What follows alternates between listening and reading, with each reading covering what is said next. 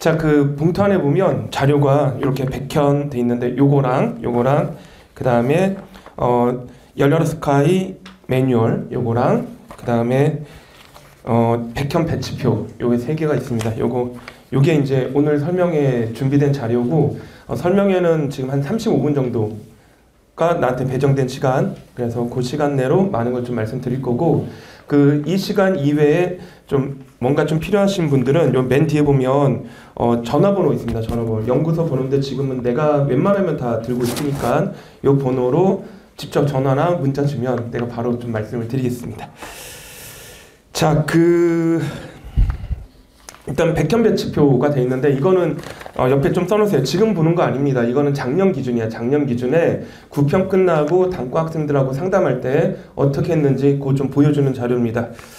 한 장을 넘기면 뒷페이지에 이렇게 배치표 전체 논술 전형 웬만한 상위권, 중위권, 하위권 대학들 다 집어넣고 여기에는 시험 날짜, 시험 일정, 최저, 그 다음에 작년 경쟁률, 그 다음에 모집 인원 다 들어가 있습니다. 다른 거 볼 필요 없이 요거 보신다면 크게 문제가 없을 겁니다.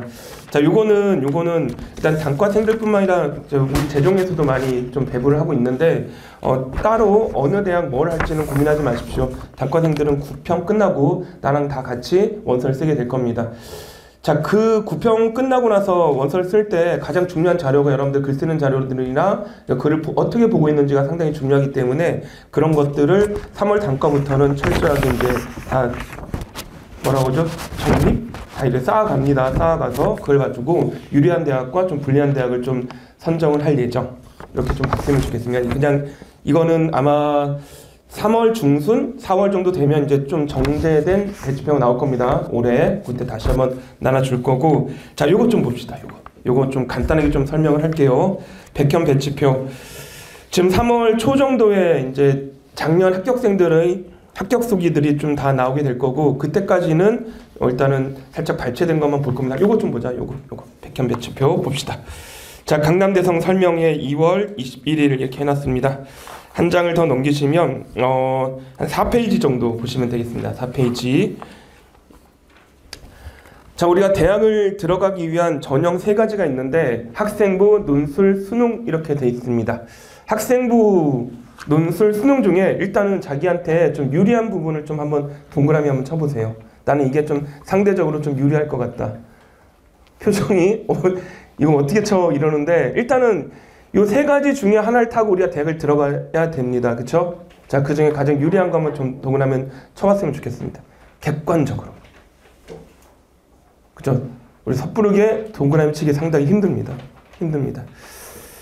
자, 여기는 현역도 있을 거고, 재수생도 있을 거고, 그 다음에 N수생도 좀 있을 건데, 실제로 이 3가지 전형 중에 가장 매력적인 전형은 모집단이 일단 많은 전형이겠죠.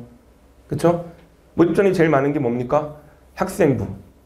그쵸? 그런데 나의 상황에 따라서 학생부가 불리할 수도 있습니다.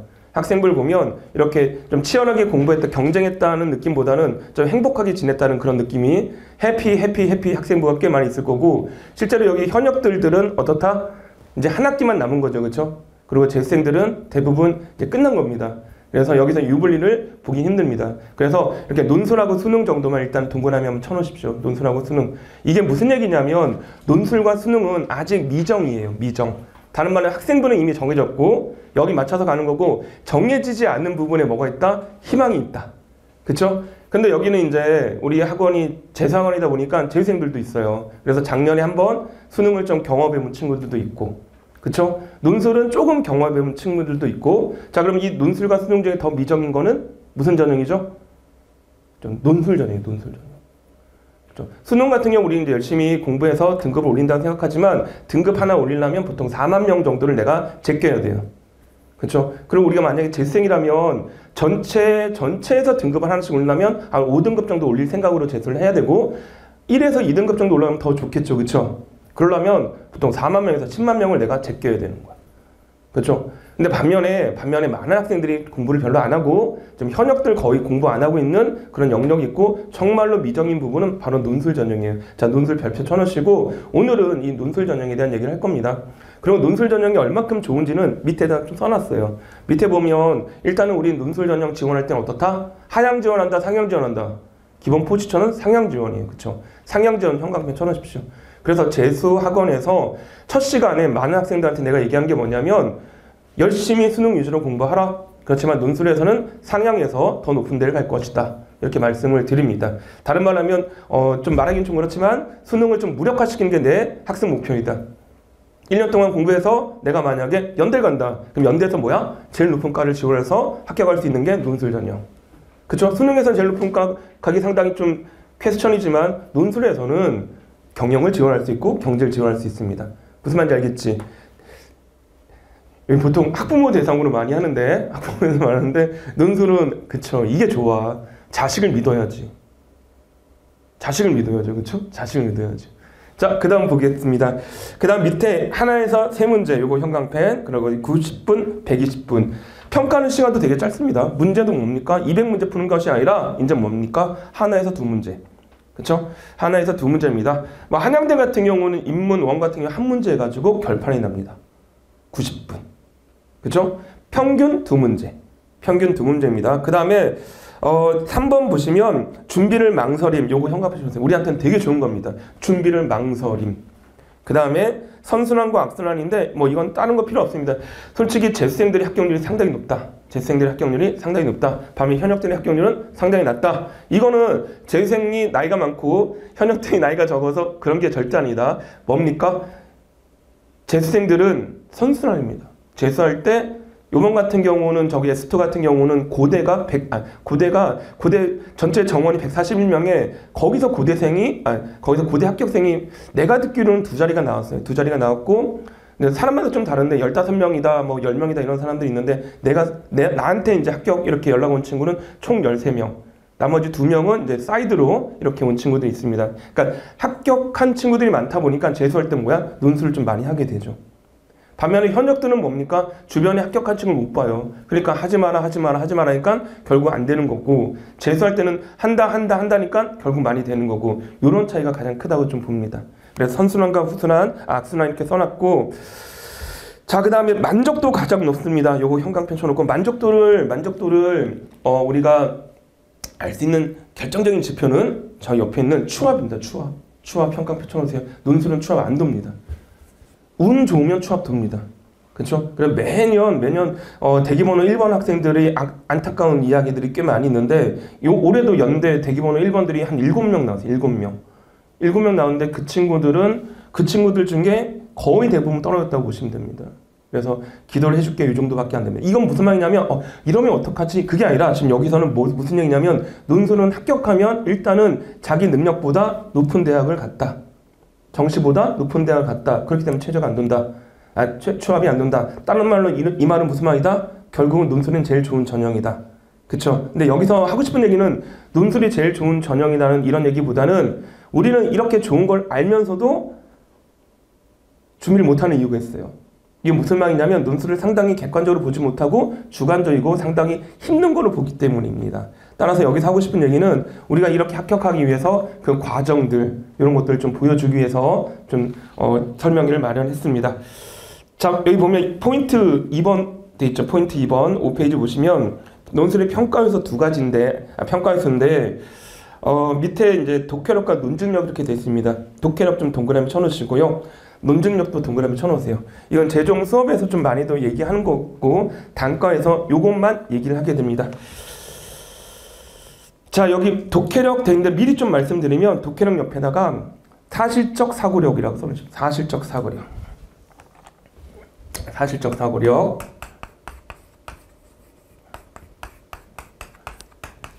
자, 그 다음에 논증력 옆에다가 추론적 사고력 써요. 추론적 사고력. 자, 일단 칠판에 이렇게 크게 써놨습니다. 자, 이 두 가지 능력은 우리 논술 전형에서는 요구하는 능력은 절대 아니죠. 그렇죠? 어디서 요구합니까? 어디서?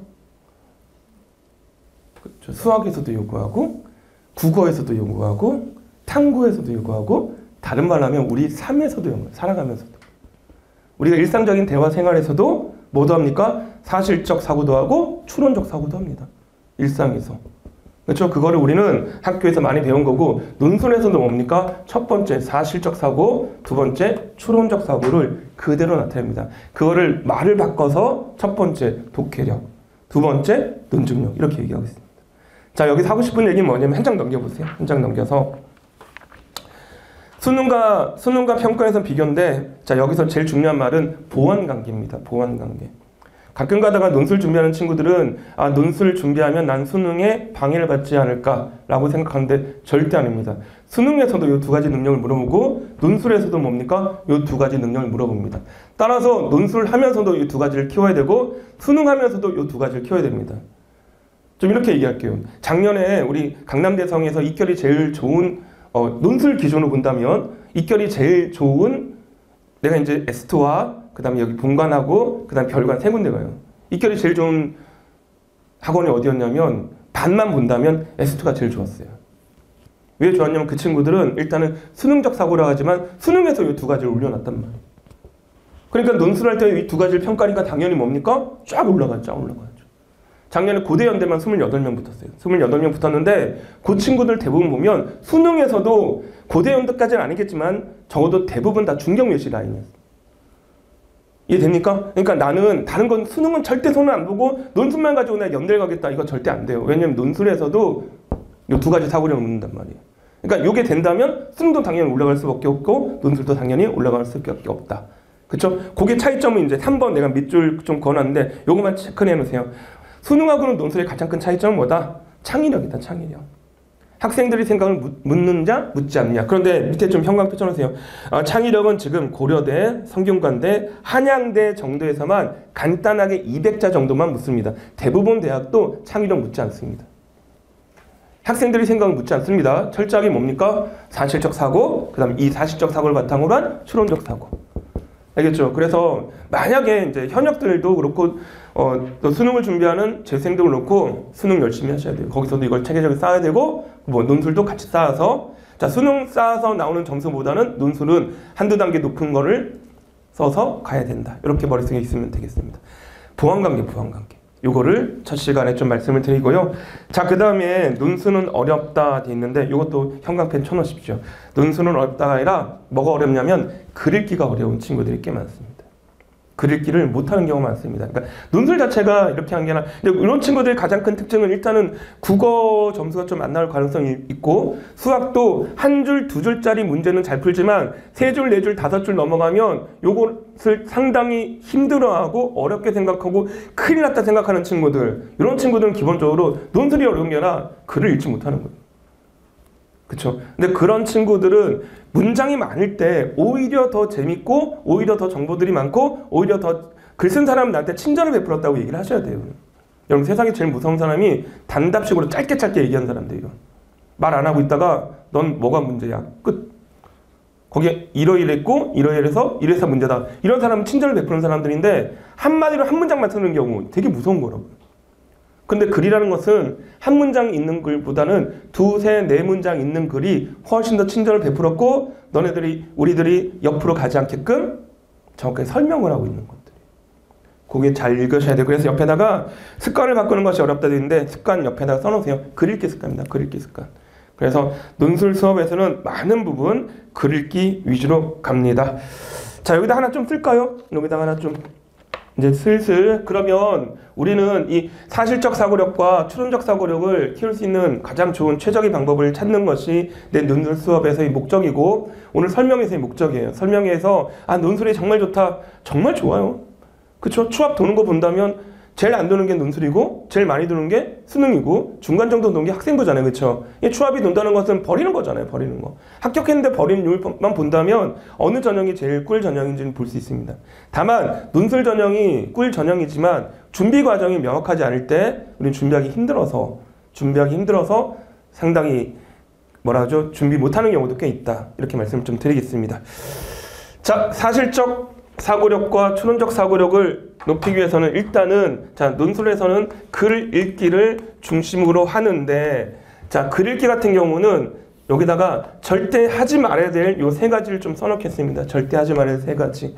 첫 번째가 뭡니까? 경험적 읽기입니다. 경험적 읽기. 아, 내가 이런 경험을 했으니까 이것도 이럴 것이다. 이것도 이럴 것이다. 배경 지식 읽기라고 보통 얘기하죠. 그렇죠? 두 번째는 뭐냐면 주관적 읽기입니다. 아, 내가 판단하기에는 커먼 센스, 일반적으로 이럴 거야. 모르는 문장이 나왔을 때 이렇게 많이 생각합니다. 그리고 최근에는 많이 안 하지만 예전에 한땐 광풍이었죠. 구조적 읽기. 자, 이것은 글 쓴 사람의 글을 읽는 것이 아니라 자기의 경험과 주관과 구조에 껴맞추는 오독의 방법들이에요. 오독의 방법들. 근데 이걸 너무 당연하게 생각하는 경우들이 꽤 많습니다.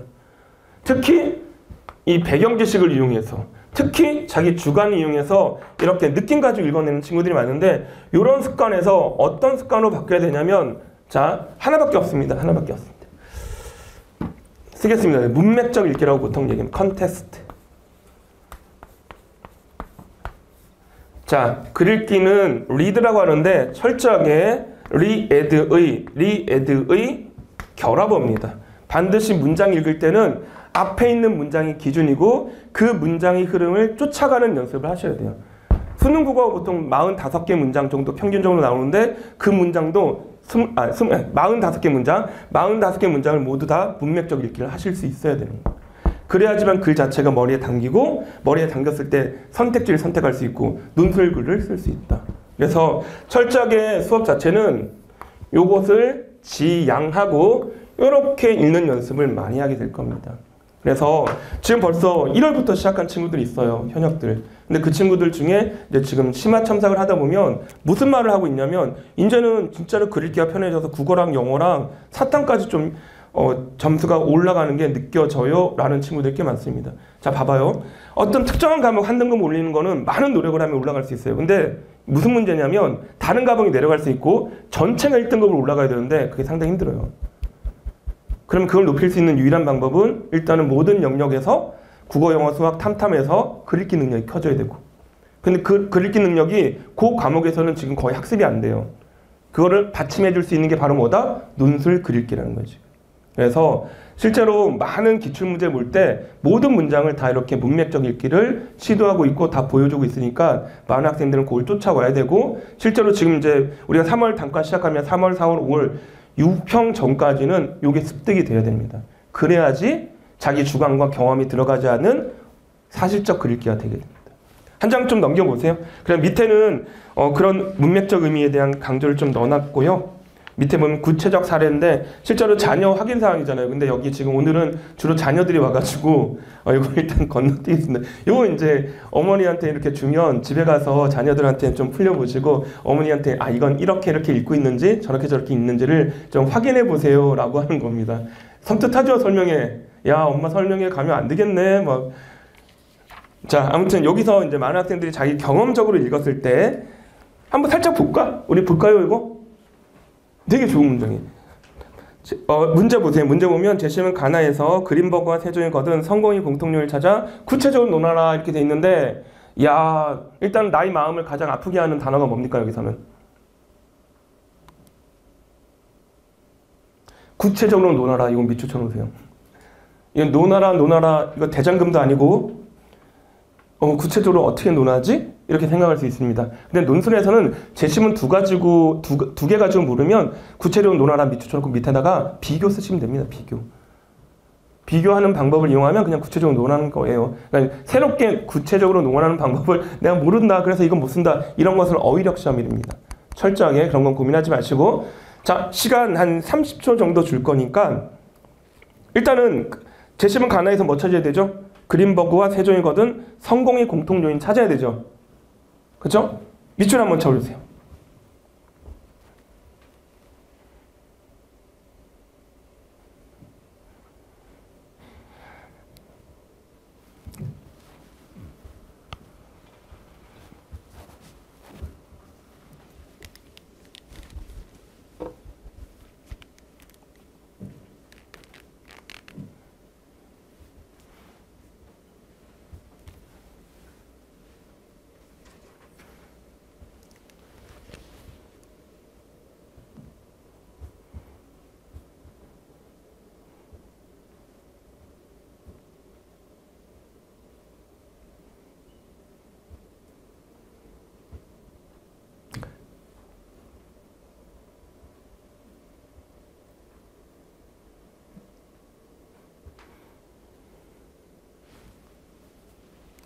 자, 이게 사실적 독해냐, 주관적 독해냐, 경험적 독해냐. 되게 중요합니다. 되게 중요합니다. 묻진 않겠습니다. 지금 설명해 와가지고 묻고 쪽팔려고 가면 상당히 기분이 좀 안 좋을 것 같죠, 그렇죠? 자, 그런데 우리는 한국 사람이잖아. 자, 한국 사람이면 한국 사람답게 중요한 단어가 눈에 보입니다. 그래서 제일 먼저 눈에 보이는 말은 뭡니까? 의사소통 눈에 보입니다. 의사소통. 우리는 여기 살다 보면 대화와 타협, 의사소통이 중요하다는 것을 많이 공부했습니다. 그래서 성공 요인을 의사소통으로 꼽은 친구들이 꽤 많습니다. 생각보다. 그렇죠? 그런데 대학에서 발표한 핵심어 답은 뭐였냐면, 자 보세요. 첫 번째, 2000년 대한항공은 데이비드 그린버그를 비행 담당 임원으로 영입. 그린버그가 성공을 위해 처음으로 한 일은 그가 대한항공의 문제를 뿌리부터 파악하지 않았다면 내놓을 수 없었던 것이었다 라고 했죠. 그렇죠? 아주 명시적으로 이 문장에 자 그린버그 동그라미 쳐놓으시고 성공 동그라미 쳐놓으시면 성공 요인이 나왔습니까? 안 나왔습니까? 나왔죠. 진학 밑줄 문제를 뿌리부터 파악. 이게 답입니다. 그리고 거기에 대한 부연으로 이제 의사소통이 안 된 것을 파악했기 때문에 영어라는 공용어로 의사소통 문제를 뿌리부터 파악해서 해결했다. 이렇게 부연 설명을 하고 있는 거죠. 근데 많은 친구들이 영어 아니면 의사소통을 핵심으로 찾습니다. 생각보다. 그쵸? 이건 뭡니까? 지금까지 내가 경험한 걸 바탕으로 아니면 커먼 센스를 바탕으로 이렇게 찾게 됩니다. 그래서 대학에서는 이런 걸 가지고 학생들을 사실적 독해가 되냐 아니면 되지 않냐로 판단하게 됩니다. 그래서 우리 자녀들한테 이거를 주는 거예요. 줘서 뭐가 핵심어냐? 라고 했을 때 제일 안 좋은 게 핵심을 못 찾는 경우. 두 번째 안 좋은 게 이제 뭡니까? 영어라든지 의사소통 찾는 경우. 정확하게 찾다. 여기 나와 있는 뿌리부터 파악 찾았으면 아, 이 친구는 사실적 독해가 되는 친구입니다. 믿어도 됩니다. 취업업 하시면 되고 잘못 선택한 친구한테는 사실적 독해를 좀 더 강조해 주세요. 이렇게 보통 얘기합니다. 아무튼 부모보다는 이렇게 학생들이 많은 설명은 또 진짜 간만입니다. 자, 표정이 우리 엄마 진짜로 설명회 가면 안 되겠구나.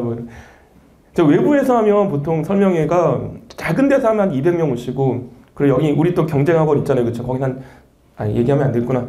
막 오세요. 막 오시면 이제 어머니들하고 많은 대화를 해야 되잖아요. 그렇죠? 대화를 해서 많은 정보를 좀 드립니다.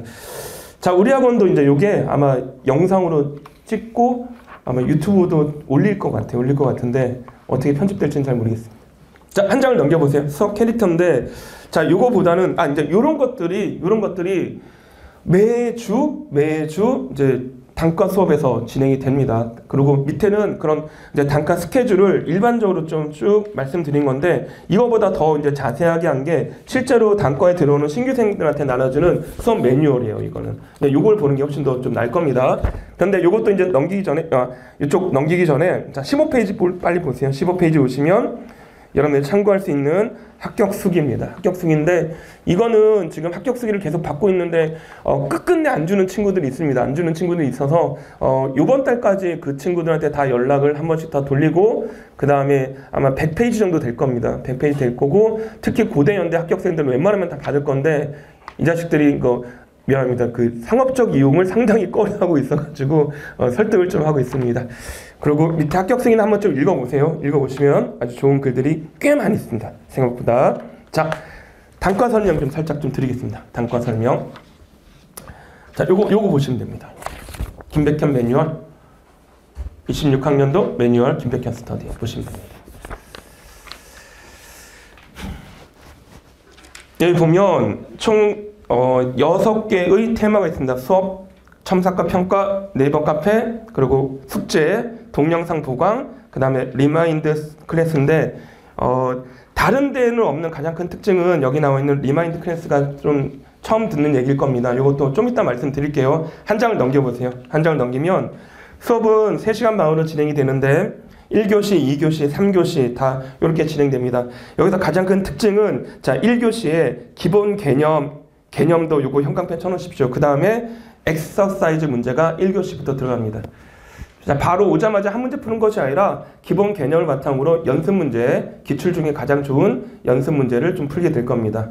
자, 그 다음에 2교시 보시면 여기서 실전 시뮬레이션 돼 있죠. 요거 형광펜 쳐놓으십시오. 실전 시뮬레이션 요거 형광펜 쳐놓으면 이제 자, 우리 텍스트는 주로 고대, 연대, 성균관대 위주로 좀 진행이 됩니다. 좀 여기다 써놓을까요? 여기다가 고연성입니다. 이러면 우리 학원에 어떤 영어 선생님 이런 거 좀 비슷한데 고대는 4합8이죠. 그쵸? 이게 무슨 의미냐면 최저는 높지만 실질 경쟁률은 요 세 대학 중에 제일 낮습니다. 그쵸? 그래서 수능하고 같이 공부하는 친구들은 웬만하면 4합8 맞추려고 노력하셔야 되고 내 생각으로도 거의 한 자리 실질 경쟁률이 나오지 않을까. 특정 과 같은 경우는 5대1에서 6대1도 나올 수 있습니다. 자, 반면에 두 번째 최저가 얘가 3합6이죠. 그쵸? 3합6입니다. 여기서 중요한 거는 탐구를 각각 하나의 영역으로 봅니다. 그쵸? 얘는 최저는 한 중간 정도 되고 실질 경쟁도 중간 정도 됩니다. 작년 같은 경우는 글로벌 리더가 좀 빵꾸 난 것 같아요. 이런 빵꾸도 살짝 나오는 대학입니다. 근데 만약에 4합8이 안 되면 두 대학을 하셔야 됩니다. 근데 만약 이것도 안 된다? 그럼 뭡니까? 연대 정도는 지르셔야 됩니다. 왜냐하면 6논술 중에 하나 정도는 높게 질러도 전체 균형에는 문제가 없습니다. 알겠죠? 이렇게 말씀을 드리겠습니다. 그래서 실제로 우리 정규반 커리큘럼은 고대, 연대, 성균관대 위주로 정리가 돼 있을 거고 근데 그렇다고 해서 이 세 대학만 준비하는 거 절대 아닙니다. 작년에도 제일 많이 합격한 대학이 한국외대랑 중앙대가 제일 많이 합격했어요. 그 대학은 평균적으로 20명 후반대로 합격을 하기 때문에 이렇게 준비하더라도 전혀 문제없이 대비를 할 수 있습니다. 자, 그 다음에 첨삭과 평가 요거 봅시다. 첨삭과 평가는 기초첨삭하고 심화첨삭인데 자, 심화첨삭을 현관표에 쳐놓으세요. 이거는 100% 다 제가 합니다. 매주 숙제가 나갑니다. 심화첨삭 준비 숙제가 나가고 기초첨삭 준비 숙제가 나갑니다. 기초첨삭은 밑에 있는 것처럼 이제 실전 시뮬레이션 하고 원고지에 글 쓰면 그것에 대한 첨삭이 진행됩니다. 주로 옆에 써놓으세요. 평가가 주된 겁니다. 평가가 주된 거고 이미 지금 우리 학원뿐만 아니라 다른 학원에서 단과가 진행되고 있어요. 활발하게 진행되고 있고 모든 단과생들의 그 주차의 시험 성적을 다 평가를 냅니다. 그래서 여기 써놨는지 모르겠는데 여기는 안 써놨구나. 1등급부터 4등급까지 등급컷이 발표되고 그 다음에 전체 분포표가 발표됩니다. 그래서 전체 수험생들 중에 자기 위치가 어딘지를 매주 확인하게 됩니다. 괜찮죠? 괜찮습니다. 그래서 생각해보면 한 3등급 안에 들어간다면 전혀 문제가 없이 잘 준비하고 있구나 라고 생각하셔야 됩니다. 자, 밑에 보면 심화첨삭돼 있는데 여기다가 기초첨삭 후 일주일 글쓰기 시간에 진행이 될 겁니다.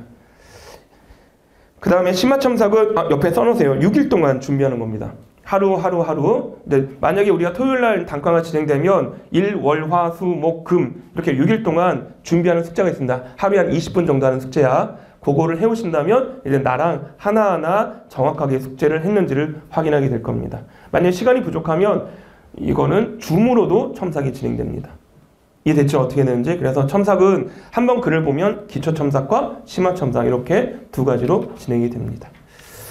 가끔 가다가 이제 소형학원 이렇게 얘기를 좀 많이 하는데 소형학원, 대형학원 이렇게 어딜 다녀야 될지 근데 상당히 그 기준이 주관적이에요. 주관적이고 학원에 있다 보면 소형학원은 대부분 대형화를 못한 학원들 그리고 너무 주관적이에요. 반면에 대형학원은 상당히 객관적이고 시스템이 갖춰져 있고 그런데 여기서도 중요한 건 첨삭 시스템 보면 알겠지만 다 1대1로 진행됩니다. 그리고 나 같은 경우는 많은 학생들 다 1대1로 심화 첨삭하기 때문에 전혀 고민하지 않으셔도 된다. 알겠죠? 자, 한 장을 더 넘겨보십시오. 김백현 논술 카페에 되어 있는데 회원 가입을 웬만하면 오늘 설명해 오신 분들도 다 하시기 바랍니다. 거기 보면 숙제 공지와 평가 결과 공지 그리고 수업 내용 질문 등 다 할 수 있습니다. 물론 개별적인 질문들은 아까 얘기한 것처럼 뒤에 자기 전화번호로 다 질문할 수 있습니다. 자, 그 다음에 일주일간 숙제인데 요거 기초첨삭 동그라미, 심화첨삭 동그라미 어떻게 하는지 방법도 구체적으로 좀 나열해 드렸습니다. 여기서 제일 중요한 건 매일 고정된 시간 20분 동안 하는 게 제일 중요한 내용. 그래서 실제로 우리가 3시간 반 동안 수업이지만 주당 매일 20분이면 2시간 더 추가하는 거예요. 그래서 5시간 반 정도. 자, 그런데 이게 논술만 준비하는 게 아니라 아까도 얘기했지만 이 두 가지 사고력을 같이 준비하는 거고 수능도 같이 올라가는 것도 여기선 다 확인할 겁니다. 확인할 겁니다. 어느 부분이 제일 좀 안 되는지 그리고 그쪽에서 요구하는 사실적 사고력과 추론적 사고력도 잘 보셔야 돼요. 국어는 거의 뭐 비슷한 제시문 가져가기 때문에 금방 찾을 수 있지만 수학도 사실적 사고력을 묻는 가장 기본적인 문제들 그리고 조건이 많이 들어간 추론적 사고력 다 같이 들어가야 돼요. 알겠죠? 그것도 전체적인 상담도 진행할 예정입니다. 한 장 넘겨보세요. 구체적인 방법들도 심화 첨삭 6페이지 넣어놨고, 자, 동영상 보강인데, 자, 우리 여기 실제로 이제 외부 학원에서 동영상 촬영이 거의 인강 수준으로 촬영이 되고 있습니다. 그래서 만약에 아프거나 뭐 참석을 개인적인 이유로 못하는 친구들은 다 동영상 보강으로 진행이 됩니다. 월요일 수업을 촬영해서 화요일 날 다 배부를 합니다. 알겠죠? 다만 컨텐츠는 좀 미리 받아가야 되니까, 여기 이제 만약에 재종 학생들이면 내가 여기 재종 수업 올 때 컨텐츠 마저 다 받아가시면 됩니다. 알겠죠? 그래서 밑에 보시면 되겠고, 제일 중요한 건 8페이지에 있는 리마인드 클래스입니다. 요거는 내가 보기에는 전체 그러니까 국영수, 탐탐 다 포함해서, 논술 포함해서 어느 단과에도 지금 시행하지 않는, 올해 나도 거의 획기적으로 잡아낸 건데, 리마인드 클래스라고 해서 지금 우리는 매주 수요일 밤 11시 30분부터 12시까지 줌을 이용해서 실시간 강의를 합니다. 자, 내용은 뭐냐면 형광펜 쳐놓으세요. 밑에 내용에 정규반 수업을 압축하는 실시간 생방송입니다. 보통은 복습 강의로 수업 내용을 촬영해서 많이 주는데, 그렇게 하지 않고 이미 수업을 다 들었는데 똑같은 수업 듣기에는 지루합니다. 그렇죠? 그래서 이때 이제 수요일 정도면 적어도 하루 이틀 정도는 복습을 했잖아요. 그렇죠? 그럼에도 불구하고 해결하지 않는 못한 친구들이 여기 다 들어와서 기본적인 전체 압축 강의를 내가 한 10분 정도 하고, 이제 학생들이 손들거나 직접 마이크를 잡아서 어느 부분이 어떻게 문제가 있습니다 라고 한다면 이제 그 부분을 집중해서 또 강의를 해줍니다. 이해됐죠? 그래서 밑에 그 상세한 내용들 다 있고, 지금 벌써 3주차 정도 하고 있고, 개인적으로 내가 너무 재밌습니다. 아, 글을 읽으면서 이런 심리 상태에 놓이게 되는구나, 글을 읽으면서 이렇게 옆길로 가는구나, 이런 걸 알게 되니까 할 때마다 지금 내가 얻는 게 더 많습니다. 그래서 이거는 아마 수능 전까지, 우리가 지금 10월 말까지 수업이 있는데 그때까지는 그대로 다 진행될 거고, 내가 이렇게 좀 자극을 받는다면 그 자극받는 것에 따른 또 세부적인 상세한 또 설명이 또 들어가겠죠. 그렇죠? 그래서 서로가 상당히 좋은 리마인드 클래스가 있습니다. 이미 수업 다 진행했기 때문에 할 말이 없는 게 아니라 오히려 더 새로운 할 말들이 생기더라고. 알겠죠? 그래서 전체적인 단과를 이렇게 본다면 현장 강의가 있고, 매주 수요일 날 인터넷 강의가 있다. 이렇게 단과는 구성되어 있다. 그리고 글쓰기에 대해서는 소형 학원보다 더욱더 밀착하게 첨삭이 진행될 거고, 또 대형학인 특성인 전체적인 흐름, 그 다음에 상대적인 자기 위치, 이런 걸 아주 명확하게 판단하게 될 거고, 아주 객관적인 평가표에 따라서 매주 평가가 진행될 것이다. 이렇게 보시면 되겠습니다. 자, 혹시 질문하실 거 있으면 이 정도가 이제 오늘 내가 계획한 35분 동안 할 수 있는 이야기입니다. 너무 일방적으로 얘기했나요? 자, 논술 분야에 대해서는 누구보다도 더 아주 정확하게 설명을 할 자신이 있으니까 뒤에 있는 연구소 연락처 이렇게 물어보시거나 카페에 가입하셔서 이렇게 물어보시면 정말 좋을 겁니다. 자, 요 정도 하고요. 지금 이제 문이과 통합해서 또 전체 또 설명회가 뒤에 있다고 하니까 뭐 그 과정도 같이 봤으면 좋겠습니다. 자, 그러면 오늘 설명회는 여기까지 마치겠습니다. 고생하셨습니다.